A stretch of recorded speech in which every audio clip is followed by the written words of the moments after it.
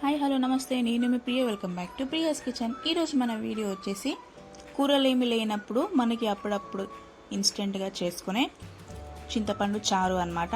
So చింతపండుతో చారు ఎలా చేయాలో ఈరోజు మన వీడియోలో చూపించబోతున్నాను. ముందుగా చింతపండుని, ఈ సైజ్ అంత చింతపండుని మనం ఒక అరగంట సేపు నానబెట్టుకొని పక్కన ఉంచుకోవాలి. సో అలా పక్క నుంచి రసం తీసి పెట్టుకున్న చింతపండు రసాన్ని మీకు చూపిస్తున్నాను.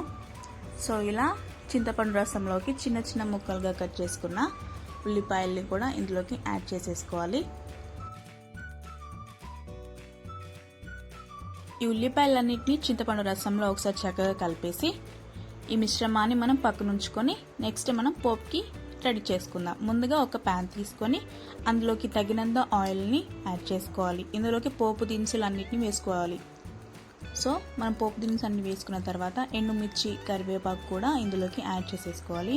తగినంత ఇంగువ కూడా ఇందులోకి యాడ్ చేసుకుంటే ఈ చారుకి మంచి ఫ్లేవర్ వస్తుంది. సో నెక్స్ట్ దీన్ని చక్కగా కలిపేసిన తర్వాత ఇందులోకి పావు టీ స్పూన్ దాకా పసుపును కూడా ఇందులోకి యాడ్ చేసుకోవాలన్నమాట. ఇలా పసుపును యాడ్ చేశాక ఒకసారి చక్కగా కలిపేసుకోవాలి. ముందుగా చేసి పెట్టుకున్న చింతపండు రసంని ఇందులోకి యాడ్ చేసుకోవాలన్నమాట.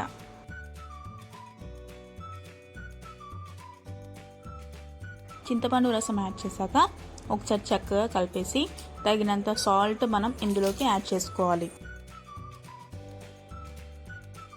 సాల్ట్ వేసి ఒకసారి చక్కగా కలిపిన తర్వాత మనకి పులుపు ఉప్పు సరిపోయిందా లేదా ఒకసారి టేస్ట్ చేసేసి సర్వింగ్ బౌల్లోకి సర్వ్ చేసేసుకోవడమే.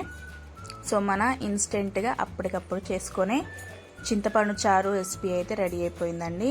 సో మనకి అన్నంలోకి అయినా చాలా బాగుంటుంది. కర్రీస్ ఏం లేనప్పుడు ఇన్స్టెంట్గా అప్పటికప్పుడు చేసుకునే రెసిపీ అండి. సో మీరందరూ కూడా ఈ రెసిపీని తప్పకుండా ట్రై చేసి మీకు ఎలా వచ్చిందో కూడా నాకు కామెంట్ చేయడం మాత్రం అస్సలు మర్చిపోదు. Please do like, share, comment and subscribe.